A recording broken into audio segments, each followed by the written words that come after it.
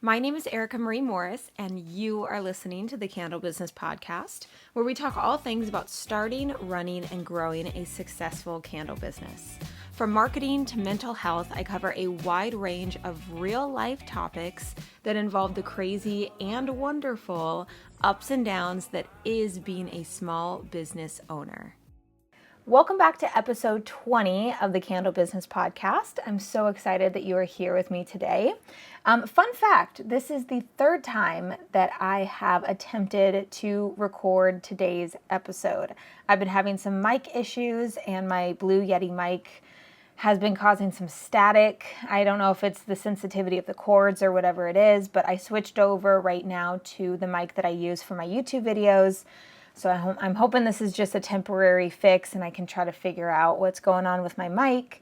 But yeah, quite the bummer because if you don't know, I don't have a lot of time to be wasting. So it's kind of a bummer and it's really frustrating when that happens.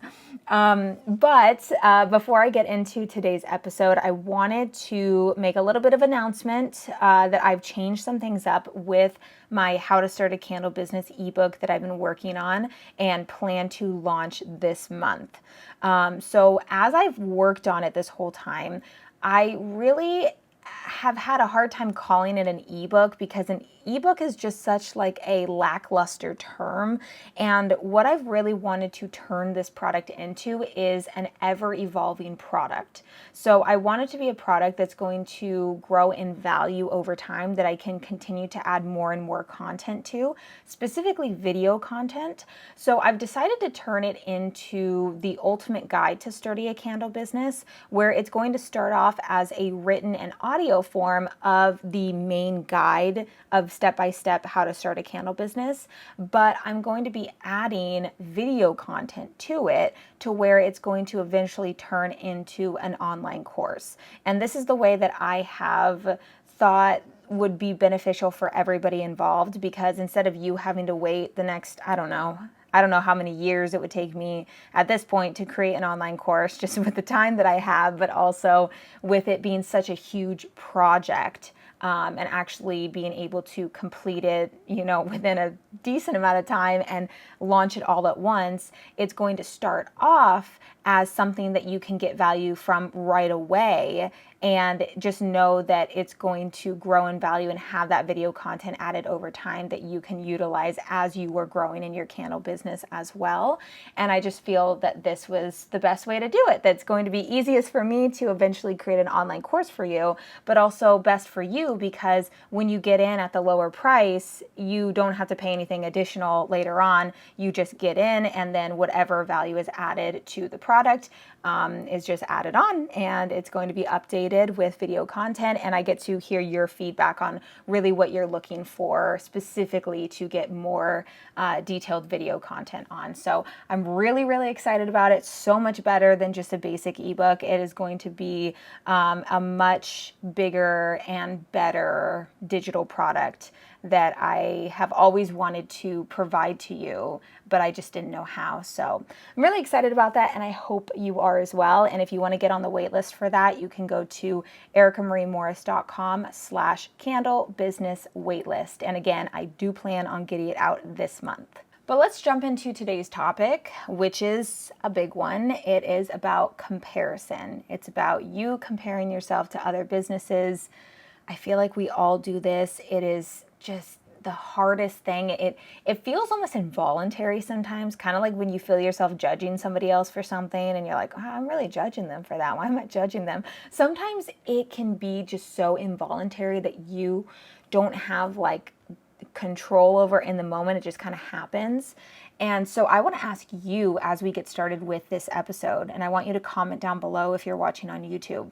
When you see other businesses, it could be other candle businesses, soap businesses, or just other small handmade businesses that you see on Instagram, and you see them post something about some kind of successful thing they did or sales they made, does that inspire you or discourage you? I want you to really think about that. When you see that, and be honest with yourself, does it inspire you and make you feel like, wow, if they can do it, I can do it? or does it discourage you where you think to yourself, why them but not me? And I feel like this can be a really fine line. This can be a really fine line between being inspired by somebody or being discouraged by somebody. And I've had comments like this before in some of my YouTube videos where I share information about, what we're doing, if, how many sales we made on something, or my income, all that kind of stuff. And I've had comments where people let me know, hey, this video kind of discouraged me.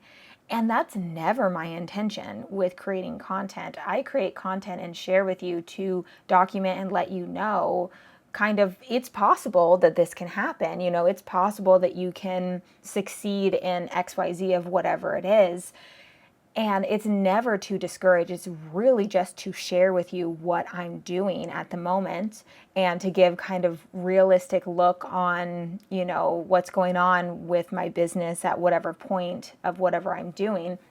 It's never to discourage, but I understand that. And I feel like a lot of this comes down to everybody is coming from a different perspective. Everybody's coming from different lives and different personalities and different experiences in both their personal life and also their business thus far.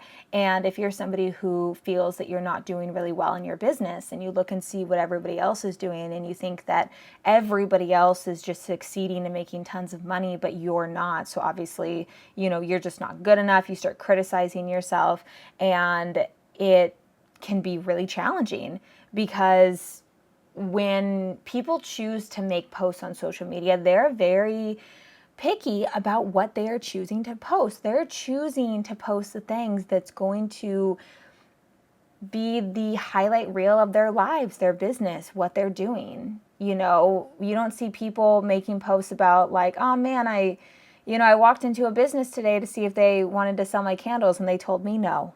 Like people don't make posts about that. At least 99.9% of people do not make posts about that. People make posts about, how many sales they're getting, customer reviews, how many wholesale accounts they have and retailers and all that kind of stuff that you're seeing, all the positive things, but you don't see the underlying struggles and obstacles that those businesses have overcome to get to that point. And, we see that information from other people, and we either use that as fuel to motivate ourselves or criticize ourselves. And, it's such a hard thing to break free from because, again, it can be so involuntary. It can be so based on your perspective and what you're going through in the moment with your business that sometimes you have very little control over how you're reacting to it because a lot of it can be very emotional. We're very emotionally attached to what we are doing specifically with a candle business or any handmade business because we feel so highly attached to are products that we make with our own hands.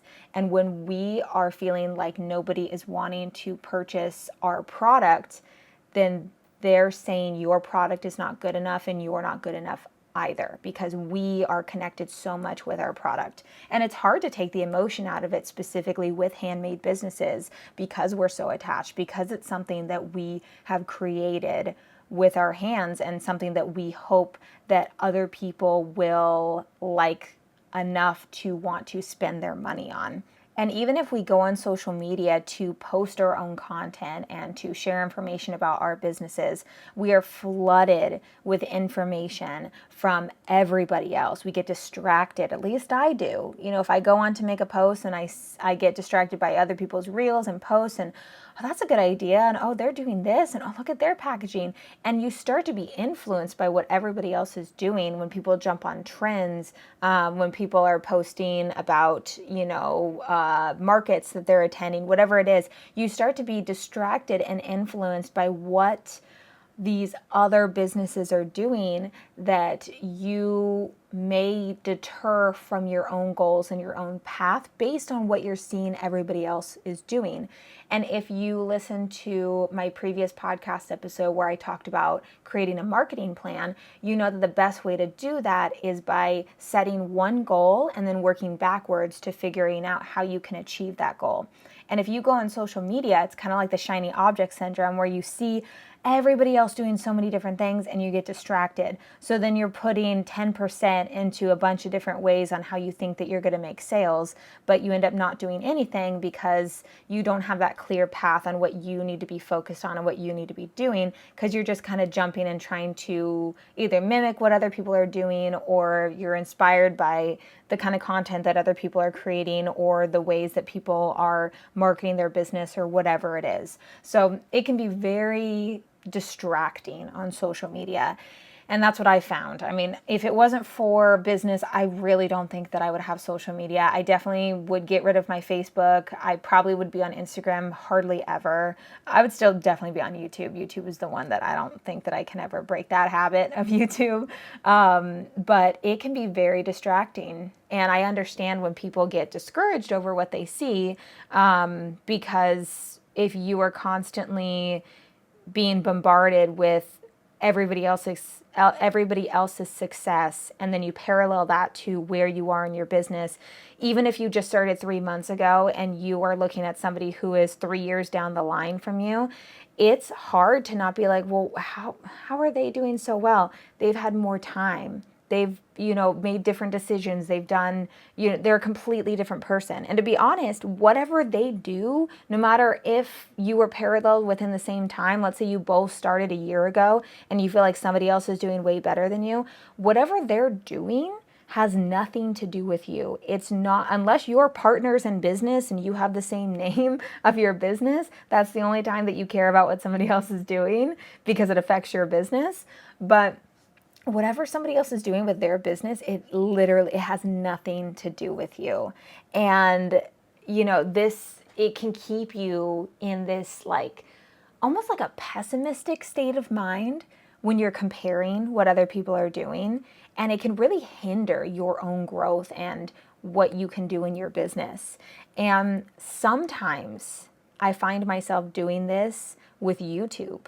Because if you've seen anybody talk about YouTube before, creators on YouTube, it is a very self-criticizing job, I want to say, because you are critiquing yourself on every time you post a video, you get analytics on how well that video is doing and how well that video compares to other videos that you've posted.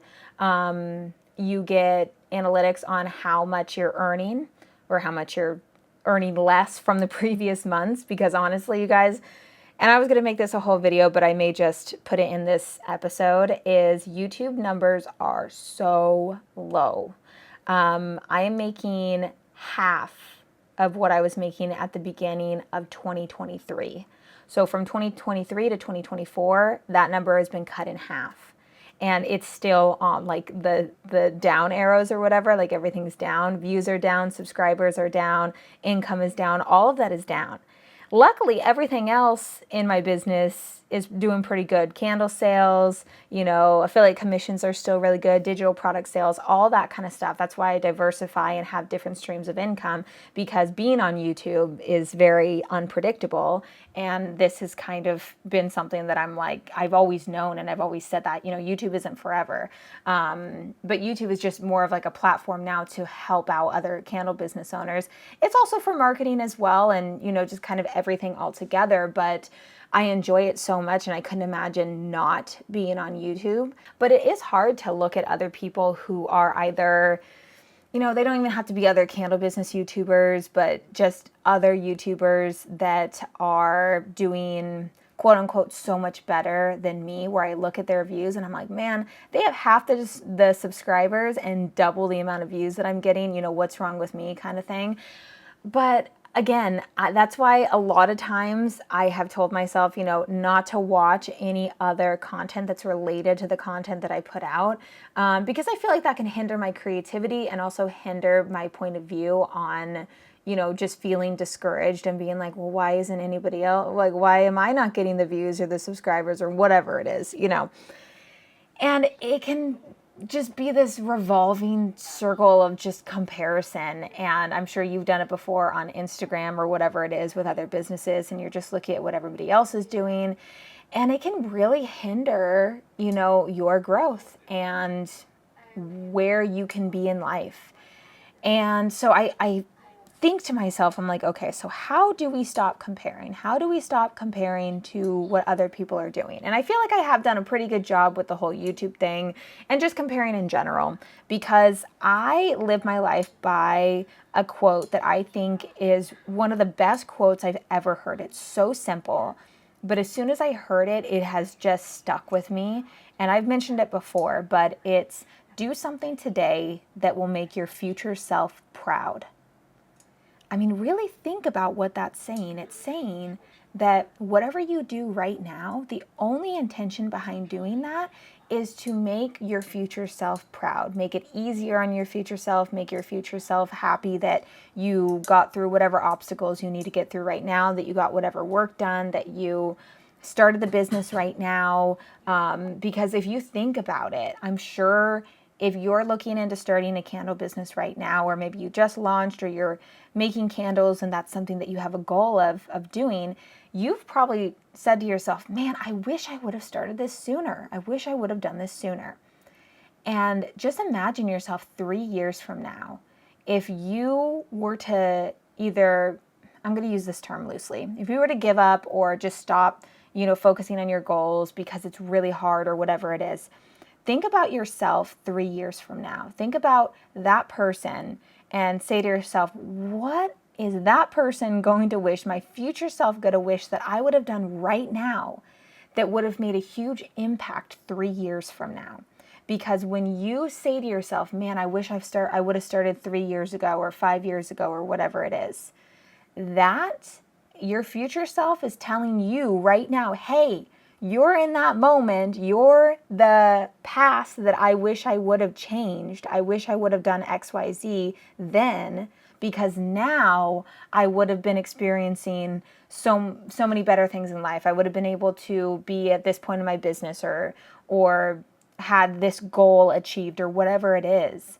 You have to think about the only thing that matters with comparison is comparing you to you. That's the only thing that matters with comparison, because you're the only person that you can actually control. You can't control what anybody else is doing in their business. You can only control what you choose to do in your business and the actions you choose to take right now or not choose to take right now that's going to affect your future self. And I just love this quote so much. I have this posted on my digital planner. I read it every day. And, it really helps you with the little things, not just the big goals and all that kind of stuff, but the little things that you need to be doing, just figuring out how to create your website, how to get that done, figuring out, which Shopify theme and how to add everything on and how to customize it. These are the things that in 6 months from now, if you didn't take the time to do that and you're still thinking back, man, if only 6 months ago, I would have just figured out how to create the website and I'd already have the website up by now and it wouldn't be hanging over my head. Or, man, it's October and I still never took the time to figure out taxes, and now, it's almost the end of the year and then tax season, I don't know what I'm going to be doing. I should have just taken the time at the beginning of the year to learn taxes, because my future self is going to be so much happier that I had done that. And, there's just the little things that come up that you can think of and you can apply this quote to. You can think about it as doing the dishes the night before so you can wake up to a clean kitchen. Morning, Erica is going to be so happy that I did the dishes right now, so I just do the dishes right now, just so I can be happy in the morning. So it's kind of like a work now, play later mindset, I guess, in a way you can think about it. But it really helps you to stop comparing to other people and to start looking inward on the decisions that you can make right now in your business that's going to make the biggest impact on yourself and on your future self later on. Because again, that's the only thing that matters. We cannot control what other people are doing. We can only control what we do in our business, and we can see what other people are doing and try to just look at it as a positive. Good for them. I'm super happy for them. I'm so inspired by them, because if they can do it, you can do it too. So you can look at it like that and then figure out what you need to be doing right now that's going to create a better future for yourself. All right, I'm hoping that when I go to edit today's episode that there's going to be volume. I'm hoping I'll be able to hear myself talking. The first time I recorded, there was no sound at all. Second time I recorded, there was static the whole time. So I'm hoping the third time's the charm, because I think that I'm all talked out on this, but I hope that this episode resonated with you. I hope that you are able to look at things in a more positive way and be able to do things right now that's going to change your future in the best way that you can make your future self proud. Because that's just a huge part of being able to accomplish your goals right now, and a huge motivating factor, because you're living in your life. You're living in your life. Of course you are. You're living in your body and seeing life through your own eyes, and you're the only person in the entire world that experiences life through you. So the only person that should matter and the only future that you should care about is how you are going to be feeling in the future and what you can do right now to make that better. But with that, I am going to end today's episode right here. And I will see you in the next one.